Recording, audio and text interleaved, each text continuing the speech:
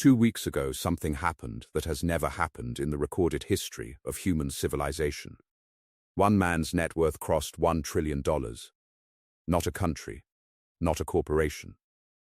One man, Elon Musk.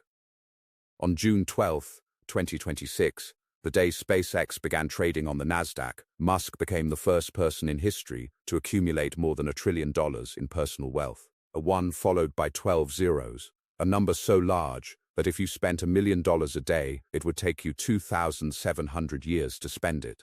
And the moment it happened, the internet did what it always does. Half the world celebrated it. Half the world condemned it. Politicians called for wealth taxes. Commentators debated whether one man should be allowed to hold that much.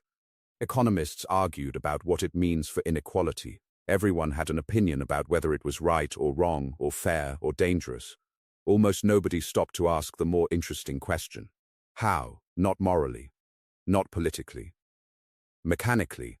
How does a man who was nearly bankrupt in 2008, who was simultaneously trying to save 2 companies from collapse with his last available cash, end up becoming the first trillionaire in human history 18 years later? What is the actual operating system underneath that trajectory? What are the specific moves, the specific decisions, the specific principles that connect a man sleeping on his friend's couch in Silicon Valley in his 20s to owning the largest IPO in history at 52? That question has an answer. And the answer was written 500 years ago by a Florentine civil servant named Niccolò Machiavelli in a book that most people have heard of, very few have actually read, and almost nobody has applied to the life of the man who just rewrote the ceiling of human wealth accumulation. The Prince was written in 1513. It was a manual for rulers, a blueprint for how to acquire power, hold power, expand power, and survive in a world that was actively trying to take it from you. Machiavelli wrote it as a practical guide, not a philosophical one. He was not interested in how leaders should behave according to moral theory. He was interested in how they actually behave when the stakes are real and the consequences are permanent. He stripped away the idealism and looked at the mechanics, and what he described with remarkable precision is what the most powerful people in the world have been doing ever since, whether they have read the book or not. Elon Musk has read it. In a 2021 interview, Musk listed The Prince among the books that shaped his thinking. He did not elaborate extensively. He did not need to. Because if you read The Prince carefully, and then look at Musk's career move by move, what you find is not coincidence, it is correspondence. Specific principles from a 500-year-old text showing up in specific decisions made by the richest man in human history with a consistency that goes far beyond accident. That is what this video is. Not a celebration of Musk. Not a condemnation of him. An honest, specific, documented analysis of how the principles of The Prince map onto the moves of the world's first trillionaire. Because understanding how power actually accumulates is not just interesting. It is one of the most practically useful things a person can spend an hour learning. Whether you want to build a business, navigate a career, understand the world you are operating in, or simply stop being surprised every time someone who was supposed to fail somehow ends up winning. The Prince explains it, Musk lived it, and this video shows you exactly where the two connect. Before we go any further, if you are the kind of person who wants to understand how the world actually works rather than how you were told it works, subscribe right now. Because every video on this channel is built on that same principle, the real mechanics, the honest analysis, no performance. Subscribe and let's get into it. Let's start with the move that most people read as a crisis and Machiavelli would have read as a masterclass. 2008, Elon Musk is simultaneously running Tesla and SpaceX. Both companies are on the verge of collapse. Tesla has burned through cash, and the third SpaceX rocket has just failed on launch. Musk is down to his last $40 million, money he borrowed from friends, and he has to decide how to split it between 2 dying companies. Most rational observers at the time, including some of the people closest to him, believed it was over, that the smart move was to cut his losses, preserve what capital remained, and walk away with his reputation from PayPal at least partially intact.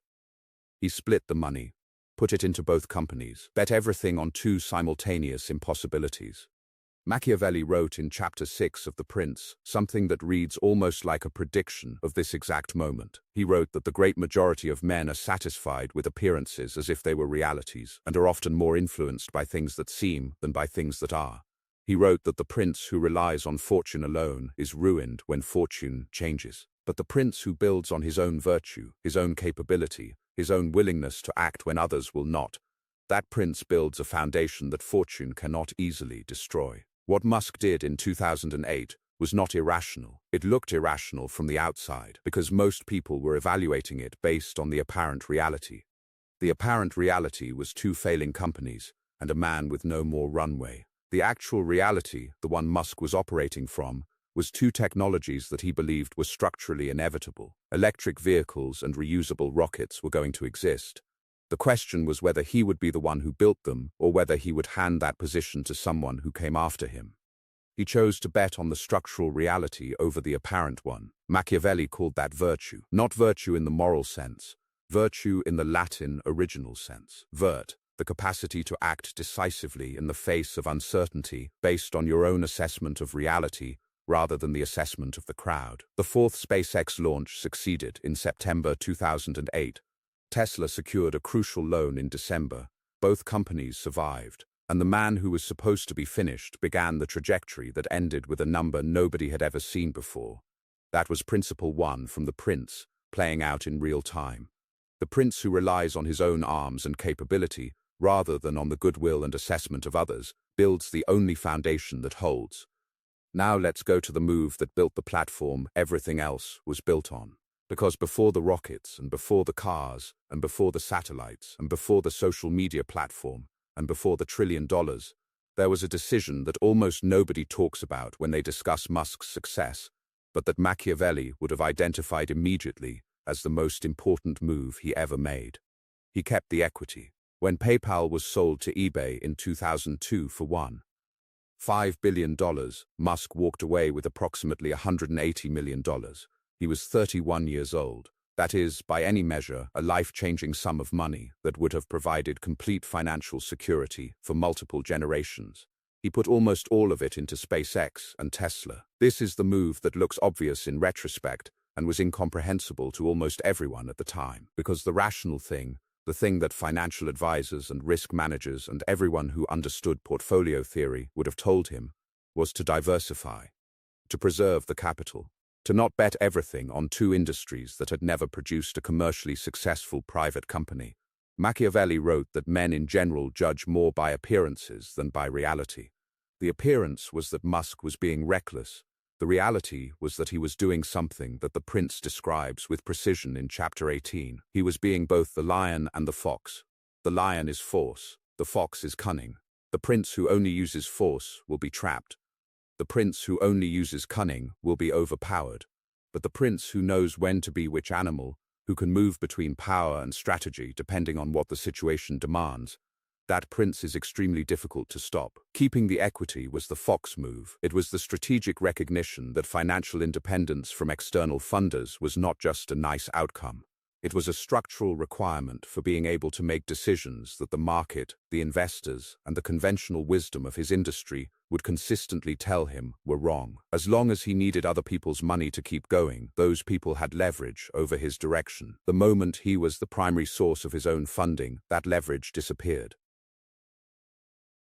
Machiavelli was explicit about this dynamic. He wrote that the prince who depends on mercenaries, on hired arms, on the resources of others, is never secure, because mercenaries have no loyalty to your cause.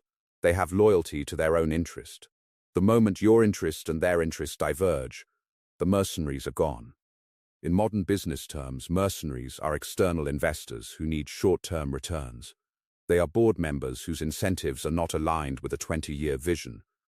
They are advisors who are optimizing for their own reputation rather than your mission. The founder who has to answer to all of those people at every significant decision point is a founder who cannot make the moves that build the kind of company Musk built, because those moves consistently look wrong in the short term and only look right over a horizon that most external stakeholders cannot or will not hold. Musk kept the equity so he could hold the horizon. Machiavelli would have called it the most important strategic decision of his career, and the trillion-dollar outcome suggests Machiavelli would have been right. Now let's talk about the move that most people read as ego, and Machiavelli would have read as Chapter 21 of The Prince, almost verbatim. Chapter 21 is titled, What a Prince Should Do to Win Esteem, and it opens with one of the most practically useful passages in the entire book. Machiavelli writes that nothing makes a prince so highly esteemed as great enterprises and giving proof of prowess. He writes that the prince should also show his appreciation for talent, honor those who excel, and make clear that rewards are available to those who add to his enterprises. Now read that and think about what Musk does publicly that most people read as spectacle, as attention-seeking, as the behavior of someone who cannot help making everything about himself. The rocket landings, the Tesla Cybertruck reveal, sending a car into orbit, the Boring Company flamethrower, buying Twitter publicly, chaotically, in the most visible possible way. The Mars ambitions stated in the most maximalist possible terms. The constant presence on social media, the memes, the responses to critics at 2 a.m. Most business analysts, most PR professionals, most people who understand conventional brand management, look at all of that and see a liability. See someone who creates unnecessary controversy, generates avoidable negative coverage, and would benefit from a communications team that kept him quieter and more controlled. Machiavelli looks at all of that and sees Chapter 21 being executed with near-perfect precision. Here is the mechanism. The prince, who is remembered for great enterprises, does not need conventional marketing. He does not need to spend money telling people who he is and why they should pay attention. The enterprise itself generates the attention. The ambition itself generates the credibility. The sheer scale of what he claims to be doing makes every subsequent move newsworthy by default. When you say you are going to colonize Mars, everything you do from that point forward is evaluated in the context of a man who said he was going to colonize Mars. That context is more powerful than any advertising campaign ever created. Musk understood this intuitively or strategically, or both. The spectacle is not a side effect of his personality. It is a distribution mechanism for his ambitions. Every time he does something that generates attention, positive or negative, he is reminding the world of the scale of what he is building without spending $1 on conventional promotion. Tesla has historically spent almost nothing on advertising. SpaceX does not run television commercials. X does not have a traditional marketing budget in the conventional sense, because the behavior of their founder is generating more attention than any marketing budget could buy. Machiavelli wrote that the prince who takes great actions and provides clear demonstrations of his capability will be talked about constantly, and a prince who is talked about constantly maintains a presence in the minds of his allies, his rivals, and the people he needs to attract to his enterprises, without any additional effort. That is exactly what Musk is doing. The car in space was not a publicity stunt in the dismissive sense. It was a signal directed at every engineer, every scientist, every ambitious person on Earth who wanted to work on something that mattered. The signal said, this is the kind of thing we do here, and the people who responded to that signal built the company that became the largest IPO in history. Machiavelli knew that the prince who attracts the best people through the credibility of his ambition does not need to outcompete for talent. The talent comes to him, and the talent that comes because they believe in the mission is more durable, more motivated, and more productive than the talent that comes for the salary. Now let's go deeper into the move that almost nobody outside of business analysis circles discusses, and that sits at the absolute core of how Musk built the kind of financial power that has never existed in this form before. Vertical integration taken to its logical extreme. Most companies buy components from suppliers. They design the product and outsource the manufacturing of the individual pieces to specialists who can make those pieces more cheaply at scale. That is the conventional model. It is efficient. It reduces capital requirements. It allows the company to focus on its core competency. Musk looked at that model and decided it was the primary structural weakness of every company operating in it. Tesla does not just make cars. It makes the batteries. It makes the software. It makes the charging network. It makes the manufacturing equipment. It has moved progressively and deliberately toward owning every critical component of its supply chain to a degree that no automotive company had ever attempted. SpaceX does not just assemble rockets from components bought from aerospace suppliers. It manufactures approximately 80% of its components in-house. The engines, the avionics, the life support systems, the suits, the launch infrastructure, things that NASA contracts to dozens of separate companies for billions of dollars, SpaceX builds internally for a fraction of the cost. Machiavelli wrote about this principle in the context of military power, but the structural logic is identical. He wrote that the prince who depends on mercenary arms can never be truly secure because mercenaries are loyal to payment, not to purpose. But the prince who builds his own arms, who develops his own capability, who creates the internal capacity to do what others outsource, that prince cannot be disarmed by the withdrawal of external support. In business terms, every component you outsource is a dependency. Every dependency is a potential leverage point for a supplier who decides to raise prices, reduce quality, or simply stop supplying. The more of your critical capabilities you own internally, the more control you have over your own destiny. And the more control you have over your own destiny, the harder you are to stop. Musk took this principle further than almost any industrialist in history, and the result is companies whose cost structures are so far below their competitors that the competitors cannot catch up by competing on the same terms. Boeing cannot build a rocket as cheaply as SpaceX because Boeing's entire operating model is built around the outsourced structure that SpaceX dismantled. Legacy automotive companies cannot build an electric vehicle as efficiently as Tesla because their supply chains are built around dependencies that Tesla eliminated. Machiavelli would have recognized this immediately. The prince who controls his own arms controls the battlefield. The prince who has to borrow his arms fights on terms set by someone else. Vertical integration was Musk's arms, and by the time his competitors understood what he had built, he was so far ahead that the gap was structural rather than temporary.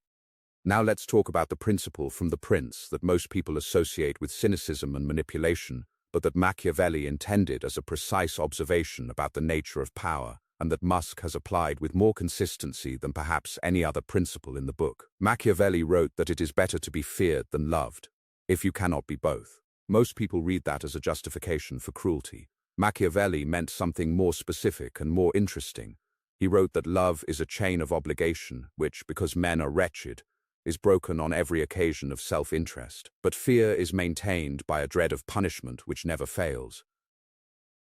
The prince who depends on love depends on something that is always contingent. The prince who commands fear commands something more reliable. Now, apply that to the way Musk operates in his companies, the way he has consistently and publicly set standards that most people in his industries considered impossible, the way he responds to missed deadlines not with understanding but with consequence, the way he has fired people publicly, restructured companies radically, and made clear that underperformance in his organizations is not managed compassionately but corrected decisively. At Twitter, renamed X, he fired approximately half the staff on his first day of ownership. Conventional management wisdom said the company would collapse. It did not collapse.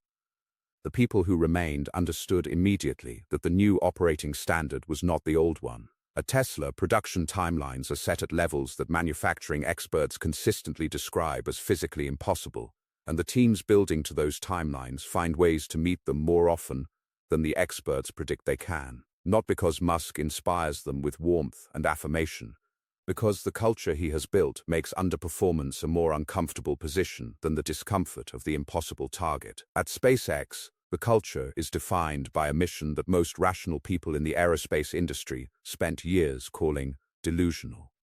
The people who stay are the people who believe in the mission enough to tolerate an environment that demands more from them than any conventional employer would.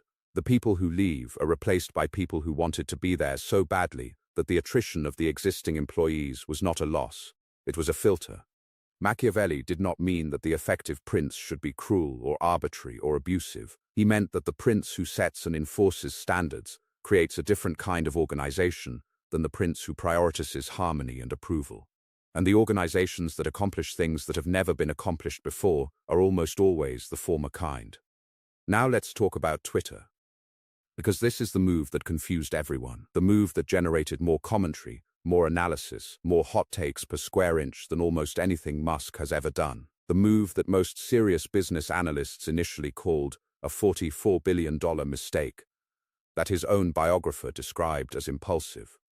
that the financial press spent months explaining as evidence of a man whose ego had finally outrun his judgment, and the move that, viewed through the specific lens of Chapter 3 of The Prince, looks like one of the most strategically coherent acquisitions in the history of technology. Machiavelli wrote in Chapter 3 about what he called mixed principalities, states that are newly acquired and added to an existing territory, and he identified the central challenge of such acquisitions with a precision that feels almost uncomfortably relevant to what happened in October 2022.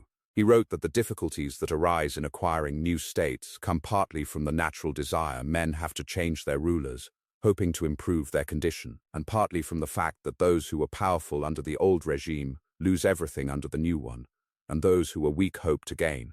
Musk walked into Twitter on his first day carrying a sink. Literally, filmed it. Posted it. Let that sink in was the caption. Most people read it as a joke. A meme. Machiavelli would have read it as a signal.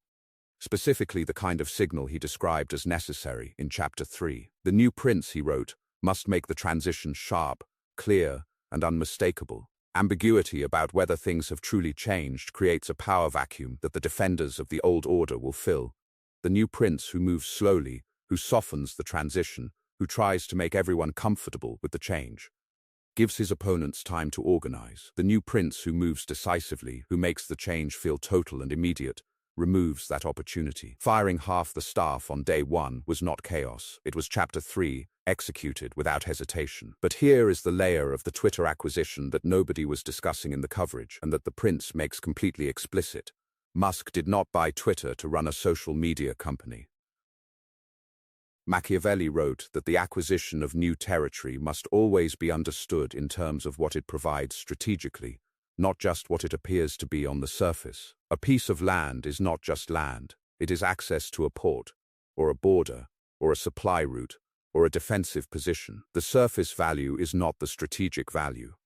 Twitter, renamed X, is not a social media platform in Musk's operating framework. It is three things simultaneously that no amount of money could have built from scratch in a reasonable time frame. The first is a direct communication channel to the world that bypasses every intermediary, every media organization, every press office, every communications team, every filter between what he wants to say and what the world hears. Musk with X can reach hundreds of millions of people in real time, with zero cost, zero gatekeeping, and zero editorial mediation. The value of that channel to someone who is simultaneously running companies that are constantly in regulatory battles, public debates, and competitive wars is not measurable in advertising revenue.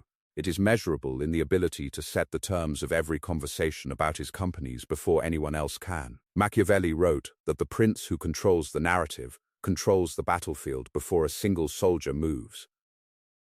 X is narrative control at a scale that has never existed in this form before. The second thing X is a payments and financial services infrastructure in development. Musk has been explicit about this ambition. The original vision for what became PayPal was an everything app for money. He was pushed away from that vision in the early days. X is the second attempt at it. A platform with hundreds of millions of active users, if converted to a financial services platform, is worth orders of magnitude more than a social media company. The social media layer is the user acquisition cost for the financial services layer. Machiavelli wrote that the wise prince always acquires with an eye to future utility rather than present cost. The present cost of X looked catastrophic to everyone evaluating it as a social media acquisition. The future utility of X as a financial infrastructure, evaluated by someone who had already built one payments revolution, looked very different. The third thing X is an AI training dataset of incomprehensible scale. Real human conversation, opinion, argument, humor, news reaction, in real time, at volume. That data, for a company building artificial intelligence systems, is not just valuable. It is structurally irreplaceable. You cannot manufacture it. You cannot scrape it from anywhere else in the same form. XAI, his artificial intelligence company, has a training advantage built into its foundations that competitors cannot replicate because the asset that provides it is no longer publicly available to them in the same way. So the $44 billion acquisition that everyone called a mistake bought him a direct communication channel to the world, the infrastructure for a financial services revolution, and an AI training dataset that competitors cannot access. Machiavelli would not have called that a mistake. He would have called it a triple acquisition dressed as a single one. Now let's talk about the Machiavellian principle that explains something even more fundamental about how Musk operates. Machiavelli wrote that the prince must be a great feigner and dissembler, that men are so simple and so much inclined to obey immediate needs that the deceiver will never lack people to deceive. Before anyone reads that as an argument that Musk is deceptive, let me be precise about what Machiavelli actually meant. He was not talking about lying. He was talking about the management of perception and expectation in a world where the gap between what is true and what appears to be true is always present and always matters. Musk does this with timelines. Tesla has missed production deadlines consistently and spectacularly throughout its history. SpaceX has announced launch schedules and slipped them repeatedly. Products are announced years before they are ready. Most people read this as a character flaw. Overconfidence, inability to estimate. Machiavelli reads it as something more deliberate and more interesting. The announced timeline is not a prediction. It is a target that creates urgency, attracts attention, and sets the terms of how the project is evaluated. When Musk announces a product 3 years before it is ready, he is doing several things simultaneously. He is creating a focal point for the talent he needs to build it. He is establishing the narrative before competitors can establish it. He is testing the market's response to the vision before the reality exists. And he is creating a public accountability structure that makes it very difficult for the organization to deprioritize the project in favor of shorter-term pressures. The timeline being missed is not the failure of the strategy. The timeline being missed is the expected outcome of the strategy, which was never actually about the timeline. It was about everything else the announcement of the timeline produced. Critics call this Musk's timeline problem. Machiavelli would call it one of his most consistent strategic tools. Now let's talk about enemies. Machiavelli wrote that injuries should be done all at once so that being less tasted they will give less offense, and benefits should be given little by little so that the flavor of them may last longer. The injuries all at once principle maps onto something Musk does that generates enormous controversy every time, but produces a consistent strategic outcome. When he decides to challenge an established player, a regulatory framework, an institutional norm, or a received wisdom about what is possible, he does not do it incrementally. He does it completely and immediately. The traditional aerospace industry said reusable rockets were not economically feasible. Musk did not argue with the aerospace industry. He built the reusable rocket, landed it on a drone ship in the middle of the ocean, and posted the video. The argument was over before the incumbents had organized a response. The traditional automotive industry said electric vehicles were not commercially viable for mass market adoption. Musk did not lobby for policy changes. He built a car that people wanted to own, sold it, and then built a cheaper one and sold more of them. By the time the established automotive companies understood that he was a competitive threat rather than an interesting experiment. He had the charging network, the manufacturing capability, the software advantage, and the brand loyalty that they could not replicate quickly enough to matter. Injuries done all at once. The opposition has no incremental stage at which to organize, because the disruption is already complete by the time they recognize it as disruption. Machiavelli also wrote about the management of rivals that explains a Musk behavior most observers read as unnecessarily combative. He wrote that the prince must either win rivals to his cause or destroy them utterly. Half measures, he wrote, are the most dangerous approach of all. Now let's talk about the principle that most directly explains the trillion-dollar outcome, the one that sits underneath everything else, and that Machiavelli identified as the foundational requirement of durable power. He wrote that the prince must avoid being hated, and he wrote that the prince who makes himself structurally necessary to the powerful is the prince who can survive being hated by the many, because the many who hate him cannot act without the cooperation of the powerful, and the powerful cannot act without bearing costs that the structural dependency makes too high. SpaceX is the primary launch provider for the United States government. Tesla is a significant component of the global electric vehicle transition that governments have committed to. Starlink provides communications infrastructure for military and civilian operations in ways that have no immediate substitute. The prince who makes himself necessary to enough of the powerful simultaneously has made the destruction of his position essentially impossible. That is the architecture underneath the trillion-dollar number. Not just the rockets and the cars and the social media platform, the structural necessity that each of those things creates in the systems that would otherwise have the power to stop him. Machiavelli saw this pattern in the Italian city-states of the 16th century. 500 years later, same principle, different scale, same outcome. Now here is the question that actually matters. Not whether you agree with Elon Musk, not whether you think $1 trillion in the hands of one person is good or bad for the world. Not whether his management style is admirable, or his public behavior is appropriate, or his politics align with yours. The question that actually matters is this: if the principles that built the first trillion-dollar fortune were written down 500 years ago and have been available to anyone willing to read them, why are so few people using them? And the answer to that question is the most practically useful thing in this entire video. Most people read the prince and respond to it as a historical document, as a description of how power worked in Renaissance Italy, as an artifact of a different era with limited relevance to how they navigate their daily life, their career, their financial situation.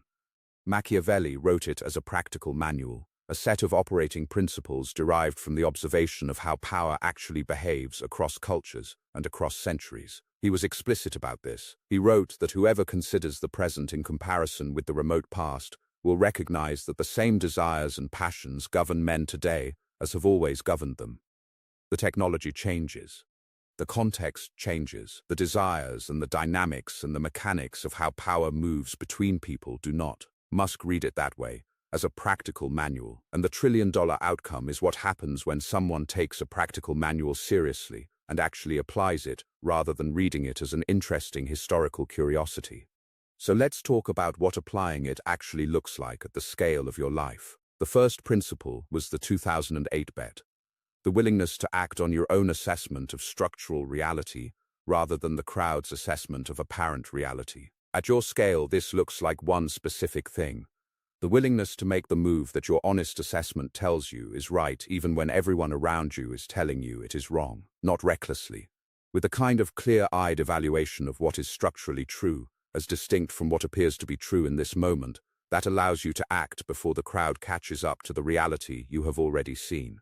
Every significant financial decision, every significant career decision, every significant life decision has this quality. There is what the conventional wisdom says, and there is what your honest assessment of the structural reality says.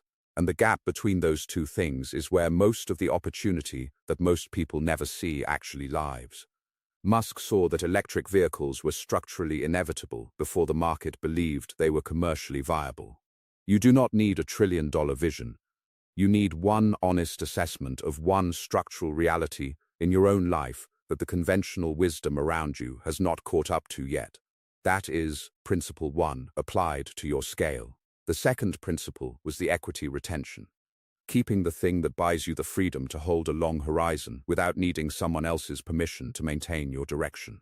At your scale, equity is not stock. Equity is any asset, any capability, any resource that you own rather than rent. That generates value independently of whether you are actively working in this moment. That cannot be taken away from you by someone else's decision to stop paying you. A skill that earns you income outside of your employer is equity. A piece of content that generates views and revenue while you sleep is equity. A small investment that compounds quietly in the background is equity. A network of genuine relationships built on real value rather than transactional convenience is equity. Anything that you build and own and that works for you when you are not working is equity in the Machiavellian sense. Start with one piece of equity. One thing you are building that you own. One thing that does not require someone else's permission to keep generating value. That is the beginning of the long horizon. And the long horizon is where everything that matters actually gets built. The third principle was the spectacle. At your scale, this does not mean manufacturing controversy or performing for social media. It means understanding that the ambition you communicate publicly, the scale of what you claim to be building, shapes who shows up to be part of it. Vague ambition attracts no one. Specific direction attracts the right ones. And the right ones are the people who make everything else possible faster. Get specific about what you are building. Say it out loud. Write it down. The specificity is the signal, and the signal is what the right people respond to. The fourth principle was vertical integration, owning your critical capabilities rather than outsourcing them to dependencies you cannot control. At your scale, this means skills. Every skill you rely on that belongs to someone else is a dependency. Every skill you develop yourself is an owned capability, and owned capabilities compound in ways that hired capabilities do not. Musk spent decades developing the engineering understanding that allowed him to challenge engineers who had spent their entire careers in aerospace. He owned enough of the knowledge that he could not be misled about what was achievable by people whose interests were served by his believing it was not. Own your critical capabilities. Develop the understanding that makes you genuinely hard to mislead about the things that matter most to your own direction. The fifth principle was standards over harmony, and this is the hardest one to apply because the social pressure against it is the most immediate and the most personal. Setting and holding genuine standards in your own life, in what you accept from the people around you, in what you deliver to the people who depend on you, in what you require from yourself, creates friction. People who are comfortable in the absence of standards become uncomfortable when standards appear. Machiavelli was clear that this friction is not optional. The man who avoids the friction of standards pays for it with the much larger cost of a life built to the level of what was comfortable rather than what was possible. Hold the standard. Every day. Not perfectly. Consistently. The consistency is what builds the foundation. Now let's talk about something that the prince addresses toward its end, and that is the most personally relevant thing in the entire book. Machiavelli wrote that fortune is like a river that, when it is in flood, overwhelms the plains, sweeps away trees and buildings, removes earth from one side and deposits it on the other. Everyone flees before it, and everyone yields to its onslaught without being able to resist it. But this does not mean that men cannot take measures when times are quiet to build embankments and dikes so that when the river floods, it will either not overflow or it will overflow in a directed channel rather than without restraint. That is one of the most practically useful paragraphs ever written. The housing crisis is a flood. The wage stagnation is a flood. The automation of entry-level jobs is a flood. The cost of living increase is a flood. These are real forces that most individuals cannot stop. Machiavelli does not suggest you try to stop them. He suggests you build the embankments before the flood arrives so that when it comes, it runs through a directed channel rather than sweeping you away with everything else it catches. The embankments in your financial life are the things you build during the quiet periods. The savings rate you establish when the pressure is manageable. The skill you develop when the urgency is not yet forcing you, the additional income stream you start before you need it to survive, the relationships you build before you need them to open a door. All of these are embankments. None of them feel urgent in the moment you should be building them. All of them become desperately urgent in the moment you need them and have not built them. Musk built his embankments during the PayPal years. He did not wait until he needed those things to build them. He built them first and then used them when the floods came. The embankments held, not because he was lucky, because he had built them before he needed them. Now let's talk about the principle from the prince that is the most uncomfortable to apply personally, but the most transformative when you actually do it. Machiavelli wrote that the prince must always be a judge of persons. He must be able to identify clearly who is capable and loyal, who is capable but not loyal, who is loyal but not capable, and who is neither. And he must act on those assessments rather than on his preferences about what he wishes were true about the people around him. The honest assessment of the people in your life is the piece of Machiavellian thinking that most men avoid most consistently.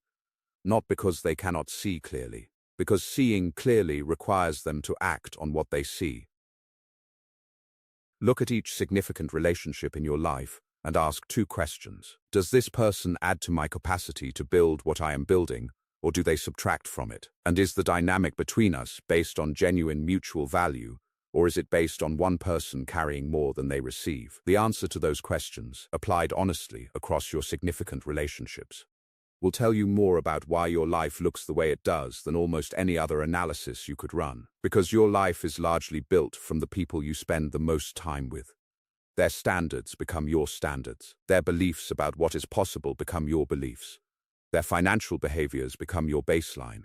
You do not have to be ruthless or cold or deliberately transactional about this, but you do have to be honest, Honest about whether the people you are spending your most valuable resource, your time, with, are the people who belong at the stage you are trying to reach. Now here is the single most important takeaway from this entire video, the thing that connects Machiavelli to Musk to you in a way that is actually actionable rather than just interesting. The Prince is not a book about how to be powerful at the expense of others. Misread that way, it produces the kind of cynical, manipulative, zero-sum thinking that gives Machiavellianism its negative connotation. That misreading misses the entire point.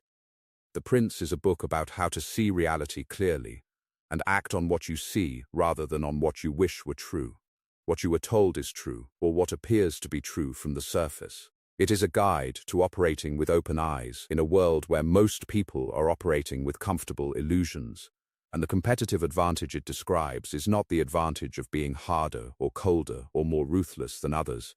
It is the advantage of being more awake. Musk is more awake than his competitors in the specific sense that Machiavelli meant. He sees the structural reality behind the apparent reality. He sees the strategic value behind the surface transaction. He sees the long horizon behind the short-term noise, and he acts on what he sees rather than on what the consensus around him says he should see. That is not a trillion-dollar skill set.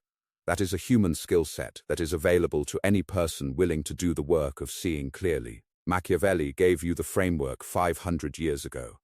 Musk gave you the proof of concept 2 weeks ago when the number crossed $1 trillion. The framework works. The question is not whether it works. The question is whether you are willing to apply it. Not to build $1 trillion, to build your version, the specific, honest, clearly defined thing that you have identified as what your life is supposed to amount to. The financial stability that gives you options rather than obligations. The skills that make you genuinely hard to replace. The relationships built on real value rather than convenient habit. The embankments that hold when the floods come. The standard that makes the foundation solid enough to build from. Those things are built with the same principles that built the first trillion. Applied at your scale, starting from where you actually are, with the clarity that comes from seeing the map clearly rather than navigating by the fog of what other people tell you the territory looks like. Machiavelli wrote The Prince for the rulers of Italian city-states, but the man who reads it as a ruler, even if what he rules is only his own life and his own choices and his own direction, gains something that most people around him do not have. He gains the ability to see the game clearly enough to play it deliberately, rather than being played by it. The world's first trillionaire read it that way, took it seriously, applied it consistently over decades, and produced an outcome that the conventional wisdom said was impossible right up until the moment it was not. The conventional wisdom is usually looking at the apparent reality. The apparent reality said 2 companies were failing in 2008. The apparent reality said rockets could not land themselves. The apparent reality said electric cars were a niche product for environmentalists. The apparent reality said no one person could ever be worth $1 trillion. Machiavelli told you 500 years ago that the man who operates on apparent reality is always the last to understand what is actually happening. And the man who operates on structural reality is always positioned to benefit from it before anyone else has recognized it is real. That positioning is available to you today at the scale of your own life, with the specific moves that apply to your specific situation, starting with the one thing you already know is true about your own circumstances that the conventional wisdom around you has not caught up to yet. Start there. The rest follows the same map it always has. If this video changed how you see the connection between 500 years of political philosophy and the most extraordinary wealth accumulation in human history, subscribe. Share it with one person who needs to see the map. Drop a comment with the Machiavellian principle that hit hardest for you personally, because the conversation does not stop here. The Prince has more to say. Musk has more moves to make. And the principles underneath both of them are worth understanding at every level of detail we can bring to them. This was the proof. What you do with it is the next chapter.